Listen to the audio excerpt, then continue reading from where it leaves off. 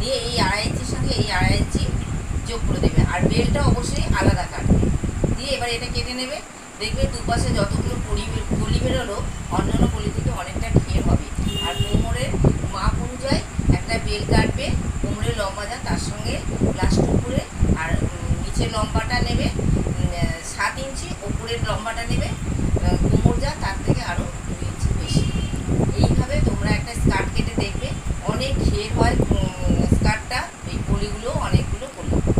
ব্যাস, এই ছিল আজকের ক্লাসে ছোট্ট করে এই ভিডিওটা আমি তোমাদের বুঝিয়ে দিলাম। দেখবে এরকমভাবে কেটে খুব সুন্দর কলি দেওয়া ঘেরালা স্কার্ট তৈরি হবে। ভালো লাগলে অবশ্যই লাইক, কমেন্ট, শেয়ার।